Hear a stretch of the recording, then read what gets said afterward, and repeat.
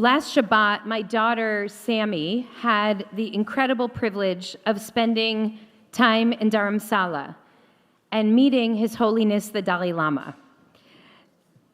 This visit is always the highlight of an extraordinary gap year program that she is doing in Jerusalem. It's a year of study and travel, of learning about history and religion, Jewish culture as it developed in the diaspora, and learning about ancient wisdom from many different faith traditions. A few years ago, one of the students in this program, a grandchild of Holocaust survivors, told the Dalai Lama that she was raised never to forget and never to forgive. She asked him, "What do you think I should do?" And the Dalai Lama looked at her with great compassion and said, "We must not forget what has happened to us and our people. But if I do not forgive, who is truly affected? The person who hurt me will feel no impact. He couldn't care less. The only one who will be hurt is me. It's my heart that will be hardened. It is I who will harbor the endless anger." Instead, the Dalai Lama proposed that what the world needs is something called redemptive forgiveness. I'm so grateful that my kid had the opportunity to sit in this tumultuous and scary time in the presence of such a wise teacher. And this encounter that she had sent me back to my books, collected now over the course of a lifetime, an invitation to re-encounter the wisdom of the Dalai Lama through his writing on compassion and suffering, on forgiveness and happiness. I found this journey especially meaningful in light of a comment that was made recently by a colleague of mine with whom I sat on a panel. We were asked, how do we as Jews navigate the complex moment that we are living through today? And my colleague answered that he really found strength in the sage Buddhist advice that in times like these, we must tend our own gardens.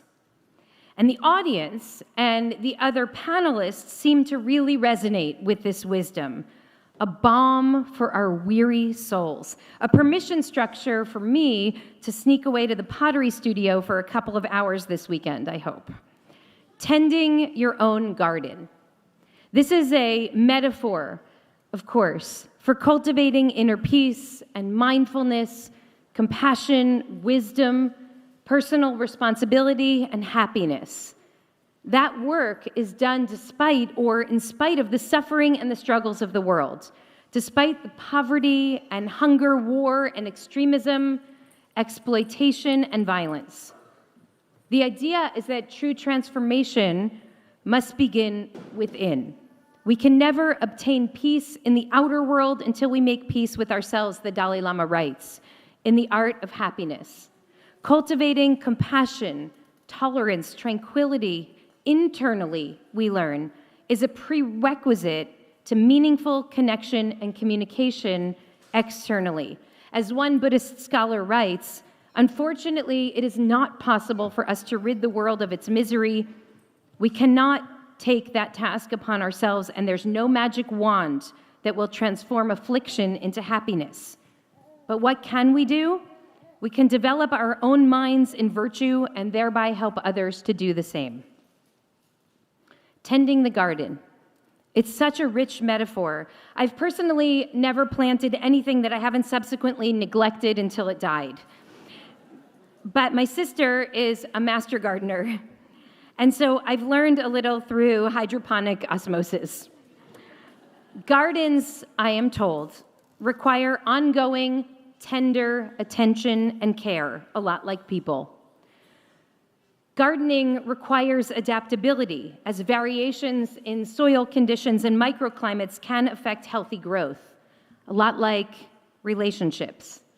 A garden is a complex ecosystem of diverse plant species, and the health of one affects the health of the whole, a lot like community. I really do see the appeal of this metaphor, especially in times like these when living hurts, when we're full of worry, when some days it feels like an act of courage to even get out of bed. when we feel an aching powerlessness as we stand witness to the evisceration of the world as we knew it. Yes, let us tend to our own gardens, because planting seeds matters, telling stories matters, making art matters. After all, our Parsha begins by honoring Bezalel, a divinely inspired artist who oversaw the construction of the Mishkan, our holiest site, the site of communion with God. Bezalel, the son of Uri, son of Hur, of the tribe of Judah, made all that God had commanded Moses. So tend your own garden, make art, go to the studio without feeling guilty. And yet my colleagues' words did not and do not sit easily on my heart. Not when a Turkish doctoral student at Tufts, a Fulbright scholar on her way to Iftar, is abducted by masked men on the street and slated for deportation from this country. And it's not even the biggest news story of the week by far. And if you're wondering how I or we as Jews react to the fact that this abduction was done ostensibly in the name of protecting Jews, I just refer you back to my sermon from a couple of weeks ago. I am not your pawn. I find no comfort in the prescription to tend your own garden when three of the most respected scholars of philosophy, intellectual history, and fascism at Yale determined this week that they could not safely remain in this country and announced that they were going to leave for the University of Toronto.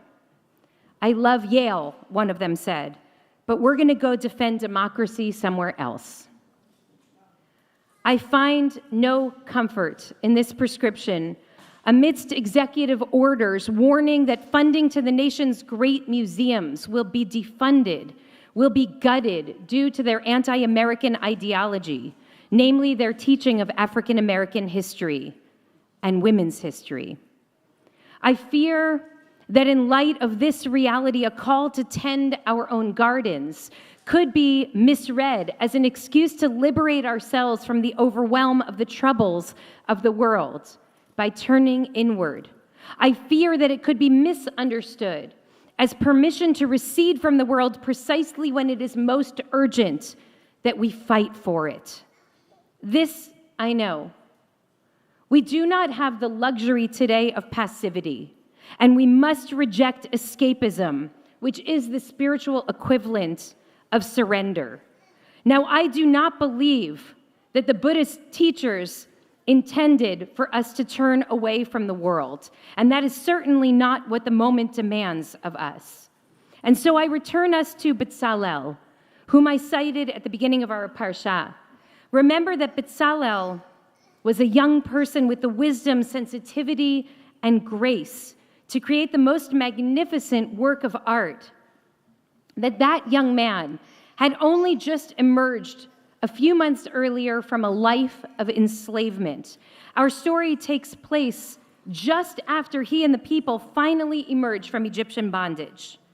What a wonder that someone who has only known great suffering could muster not only artistic skill, but also imagination. That someone who lived through the narrowest of constraints is still somehow able to dream and realize the most expansive possibilities.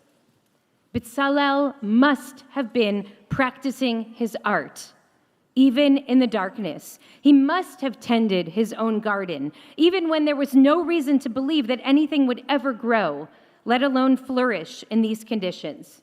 Years ago, Leslie Jameson called the creation of art, even in the most horrific conditions, the stirring possibilities of generative constraint.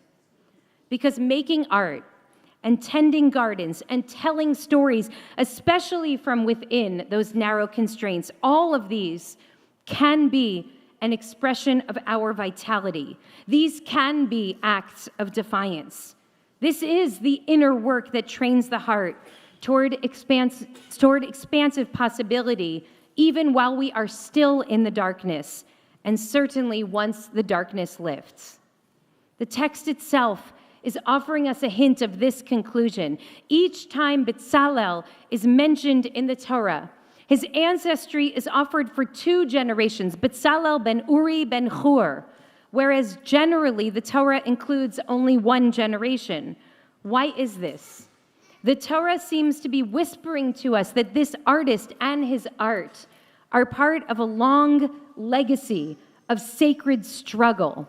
He, Bezalel, did not inherit a legacy of escape. He is the grandson of Hur, a hero from our tradition who lost his life trying to stop his own people from desecrating themselves by building the golden calf. He, Bezalel, is the great-grandson of Miriam, Moses' sister, who in her own wisdom encouraged her parents to remarry in defiance of Pharaoh and his death lust, who taught them that among the most powerful forms of resistance to tyranny is love and embracing life. Miriam, the prophet, who knew that the people would need to express both their relief and their grief through song, and so she had the women bring their timbrels across the sea. Bezalel's art is an expression of his resistance, not an escape from it. It is built into who he is. Through his art, Ba Bezalel v'ripeh et hamakah. Bezalel came to heal the wounds of the people, the Midrash teaches. What we need today is not a call to the garden as a distraction from the world, but as an invitation to work the muscles of planting for a better future. We need art not to escape, but to enrich the soul, to awaken the creative possibilities that live inside every single one of us. And so I am calling us to distinguish between self-care, the need to be tender to ourselves in order to find the strength to survive this darkness, and passivity, a blissful retreat from the struggle and from the suffering all around us. Remember, says the Dalai Lama, it is not enough to be compassionate, you must act. Tending our gardens is a crucial step in nurturing a healthy heart, one that can help us manifest a more loving and just world. The Dalai Lama's life work, after all, is the nonviolent campaign for the freedom of his people, not in a metaphorical sense, but in a very real, very this world sense. Tending our garden could be the holiest work of all, if and when it translates into tending our neighbors, our communities, and each other. And here, Jesse, I want to share words of your fathers, which you include in this book. Listen to the teaching of Label Fine in a letter that he wrote to Jessie as she became bat mitzvah. Be gentle always. The world is so raucous. There is so very much noise. Do not add to that noise. Instead, create a corner of quiet, of peace, of grace. There are everyday corners of beauty, and one day there will be a world of beauty. Our task is to encourage that world. This is not a burden, but a way of life, a perspective. This is a Jewish version of tending our own garden. In a time of such cacophony and upheaval, such dramatic norm shifting, we would do well to remember that the art of storytelling and poetry and planting, of song and dance, these are not luxuries, these are spiritual necessities. They serve to remind our weary spirits that there is still beauty and there's still wonder in this world. There's still grace.